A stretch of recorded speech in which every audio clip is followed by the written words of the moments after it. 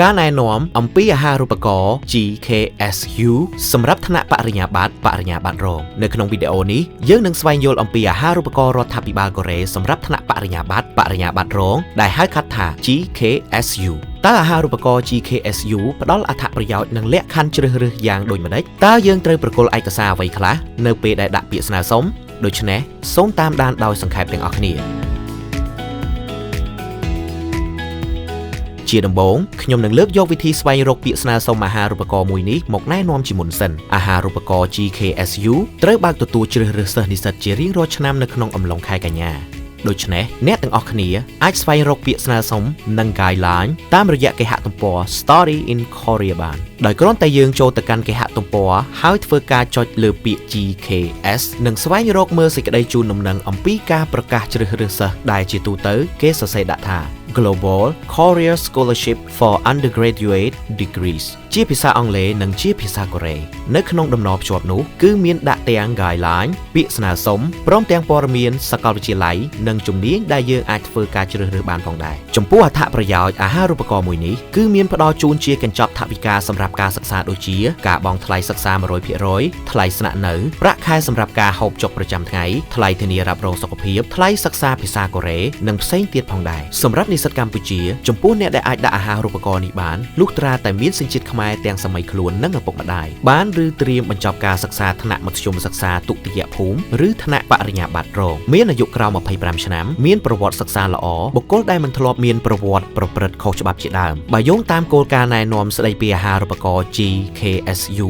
ឆ្នាំ2023បានណែនាំថាឯកសារដែលត្រូវប្រគល់ជាចាំបាច់រួមមានពាក្យចុះឈ្មោះស្នើសុំសំណេរណែនាំខ្លួននិងសំណេរគម្រោងសិក្សាជាភាសាកូរ៉េឬអង់គ្លេសលិខិតអនុសាសន៍ឬជាភាសាអង់គ្លេសនោះដែលមានន័យថា recommendation letter មួយច្បាប់កិច្ចសន្យាសម្រាប់អ្នកដាក់ពាក្យតារាងបញ្ជាក់ពីស្ថានភាពសុខភាពនៅត្រង់ចំណុចនេះគឺគេចង់សម្ដៅដល់តារាងដែលគេបានផ្ដល់ជាឈ្មោះជំងឺនិងអ្នកដាក់ពាក្យគ្រាន់តែពិនិត្យនិងគូសគ្រីសដើម្បីឆ្លើយបញ្ជាក់ពីស្ថានភាពសុខភាពរបស់ខ្លួនប៉ុណ្ណោះដោយមិនចាំបាច់ទៅស្វែងរកសេវាពិគ្រោះយោបល់នៅមន្ទីរពេទ្យនោះទេឧទាហរណ៍តើអ្នកមានអាឡែស៊ីទេបើមានសូមគូសថា yes ជាការស្រេចឯកសារដែលបញ្ជាក់ពីសញ្ជាតិដូចជាសម្បត្តិកំណើតរបស់ខ្លួនសៀវភៅគ្រួសារជាដើមបន្តទៅទៀតនោះគឺសញ្ញាបត្រមធ្យមសិក្សាទុតិយភូមិចំពោះសិស្សដែលបានបញ្ចប់ថ្នាក់ទី12និងត្រៀមបញ្ចប់មធ្យមសិក្សាទុតិយភូមិក៏អាចដាក់ពាក្យស្នើសុំបានដែរប៉ុន្តែសម្រាប់សិស្សដែលត្រៀមបញ្ចប់ការសិក្សាត្រូវប្រាកដអាចប្រគល់សញ្ញាបត្របញ្ចប់ការសិក្សាឲ្យទាន់ពេលកំណត់បើមិនដូច្នោះទេសិស្សទទួលបានអាហារូបករណ៍អាចនឹងត្រូវចាត់ទុកជាមោឃៈឯកសារបន្ត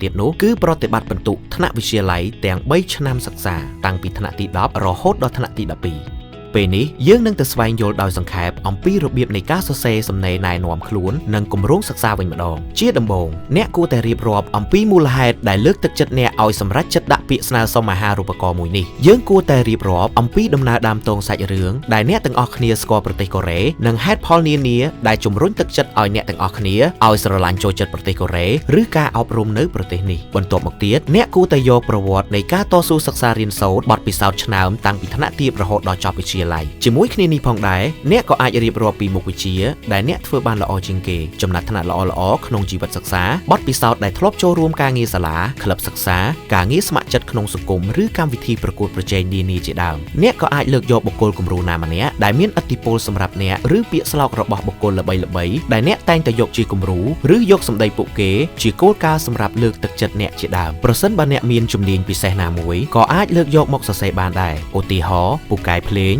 ឬកីឡាជាដើមសូមបញ្ជាក់ថារាល់ខ្លឹមសារក្នុងសំណេររបស់អ្នកគឺត្រូវតែពិតប្រាកដនិងសរសេរដើម្បីឲ្យគណៈកម្មការអាហារូបករណ៍ស្គាល់អ្នកនិងអាចវាយតម្លៃពីអត្តចរិតស្នាដៃឬភាពអត់ធ្មត់ជាដើមចំពោះគម្រោងសិក្សាភាសាវិញអ្នកទាំងអស់គ្នាគួរតែសរសេរអំពីការបដិញ្ញាចិត្តរៀនភាសាកូរ៉េឬអង់គ្លេសរបស់អ្នកក្នុងអំឡុងមួយឆ្នាំដំបូងដែលអ្នកត្រូវរៀនភាសាមុនពេលចាប់ផ្ដើមថ្នាក់បរិញ្ញាបត្ររបស់អ្នកគួរតែបញ្ជាក់ឲ្យបានច្បាស់លាស់ថាអ្នកចង់ទទួលបានកម្រិតភាសាកូរ៉េឬកម្រិត TOEIC ដែលយ៉ាងហោចណាស់ត្រឹមកម្រិត3ឡើងទៅដែរ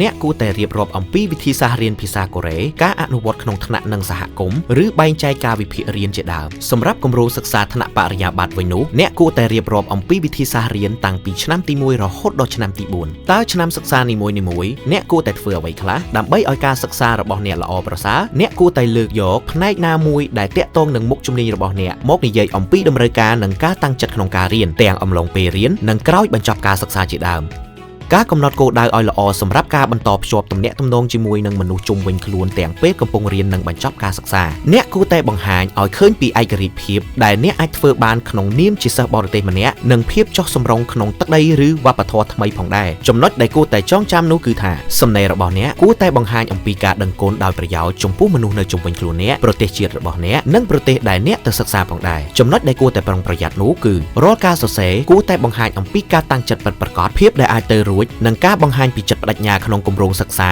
មិនមែនគ្រាន់តែការសរសេរដើម្បីយកចិត្តគណៈកម្មការនោះទេយ៉ាងណាដែរអ្នកទាំងអស់គ្នាក្រៅពីបានតាមដានដោយសង្ខេបអំពីព័ត៌មានអាហារូបករណ៍និងរបៀបសរសេរសំណេរអាហារូបករណ៍នោះតោះចាប់ផ្ដើមតម្រង់ទិសខ្លួនអ្នកដើម្បីរកភាពជោគជ័យជាមួយការសិក្សានៅកូរ៉េទាំងអស់គ្នា